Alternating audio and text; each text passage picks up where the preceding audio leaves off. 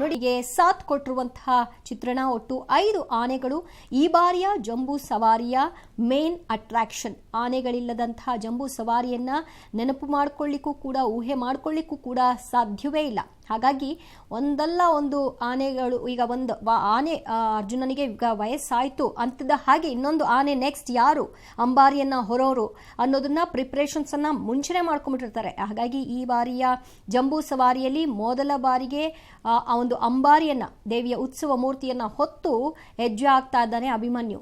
ಆದರೂ ಕೂಡ ಎಷ್ಟು ಶಿಸ್ತಾಗಿ, ಎಷ್ಟು ಗಂಭೀರವದನಾಗಿ ತಾಯಿಯ ಮೂರ್ತಿಯನ್ನ ಹೊತ್ತು ಅಭಿಮನ್ಯು ಸಾಗ್ತಾ ಇದ್ದಾನೆ ಅನ್ನುವಂತಹ ದೃಶ್ಯವನ್ನ ನೀವು ನೋಡ್ತಾ ಇದ್ರಿ. ಈ ದೃಶ್ಯ ನೋಡಲಿಕ್ಕೆ ಮೈಸೂರಿಗೆ ದೇಶ ವಿದೇಶಗಳಿಂದ ಜನ ಬರೋದು. ಜಂಬೂ ಸವಾರಿಯನ್ನ ನೋಡಬೇಕು, ಮೈಸೂರು ದಸರೆಯನ್ನ ಕಣ್ತುಂಬಿಕೊಳ್ಬೇಕು, ಅಲ್ಲಿನ ಕಲೆ ಸಂಸ್ಕೃತಿ ಇದೆಲ್ಲವನ್ನು ಕೂಡ ಅರ್ಥಕೊಳ್ಬೇಕು. ಇದೆಲ್ಲದರ ಸ್ಪೆಷಾಲಿಟಿನೇ ಮೈಸೂರು ದಸರಾ. ಹಾಗಾಗಿ ಅದೆಲ್ಲವನ್ನು ಕೂಡ ನೋಡಲಿಕ್ಕೆ ಜನ ಬಯಸ್ತಾರೆ, ಹಾಗಾಗಿ ಬರ್ತಾರೆ ಮೈಸೂರಿಗೆ. ಆದರೆ ಈ ಬಾರಿ ಮೈಸೂರಿನ ದಸರಾಲಿ ಪಾಲ್ಗೊಳ್ಳಿಕ್ಕೆ ಜನ ಕಡಿಮೆ ಬರಬೇಕು ಅನ್ನುವಂತಹ ಲಿಮಿಟ್ಸ್ ಅನ್ನ ಹಾಕಿರಬಹುದು. ಆದರೆ ನೋಡ್ಲಿಕ್ಕೆ ಮಾತ್ರ ಯಾವುದೇ ಲಿಮಿಟ್ಸ್ ಇಲ್ಲ. ನಿಮ್ಮ ಮನೆಯಲ್ಲೇ ಕುಳಿತು ಎಲ್ಲ ದೃಶ್ಯಾವಳಿಗಳನ್ನ, ಅಲ್ಲಿನ ಸೊಬಗನ್ನ ಕಣ್ತುಂಬಿಕೊಳ್ಬಹುದು. ಕಲಾ ತಂಡಗಳು ತಮ್ಮ ಕಲೆಯನ್ನ ಪ್ರದರ್ಶನ ಮಾಡ್ತಾ ಇರುವಂತಹ ದೃಶ್ಯ ನೀವು ನೋಡ್ತಾ ಇದ್ರಿ. ಈ ಬಾರಿಯ ಮೈಸೂರು ದಸರೆಯ ಜಂಬೂ ಸವಾರಿಯಲ್ಲಿ ಕೆಲವು ಕಲಾ ತಂಡಗಳು, 2 ಕಲಾ ತಂಡಗಳು ಪಾಲ್ಗೊಂಡಿರುವಂಥದ್ದು, 2 ಸ್ತಬ್ಧ ಚಿತ್ರಗಳನ್ನ ಮೆರವಣಿಗೆಯಲ್ಲಿ ಪಾಲ್ಗೊಳಿಸಿರುವಂಥದ್ದು, ಇದೆಲ್ಲದೂ ಕೂಡ ಈ ಬಾರಿಯ ಸರಳ ದಸರಾದ ಒಂದು ಭಾಗವಾಗಿ ನಾವು ನೋಡ್ತಾ ಇದ್ದೀವಿ. ಎಷ್ಟು ಸುಂದರವಾಗಿ ಕಾಣಿಸ್ತಾ ಇದೆ ಚಾಮುಂಡಿ ದೇವಿಯ ಮೂರ್ತಿ ಅನ್ನೋದನ್ನ ನೀವು ನೋಡ್ತಾ ಇದ್ರಿ.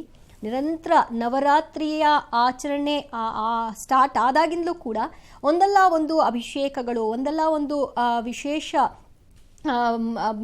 ದೇವಿಗೆ ಮೂರ್ತಿಗೆ ಆ ಒಂದು ಅಲಂಕಾರವನ್ನ ಮಾಡೋದು, ಇದೆಲ್ಲವೂ ಕೂಡ ನಡ್ಕೊಂಡು ಬಂದಿದೆ ಈ ನವರಾತ್ರಿಯ ಇಷ್ಟು ದಿನ.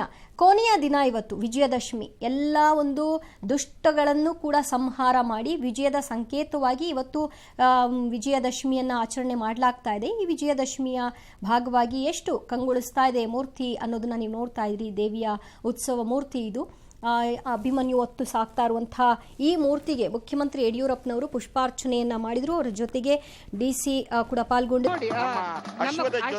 ಅಶ್ವಾರೋಹಿ ದಳದಲ್ಲಿ ಕುದುರೆಗಳು ಕೂಡ ಅರಮನೆ ಆವರಣದಲ್ಲಿ ಎಷ್ಟು ಸಮಚಿತ್ತದಿಂದ ಒಂದು ಕಮಾಂಡ್, ಒಂದು ಆದೇಶವನ್ನ ಪಾಲಿಸಿಕೊಂಡು ತಮ್ಮ ಸ್ಥಳದಲ್ಲಿ ನಿಲ್ತವೆ.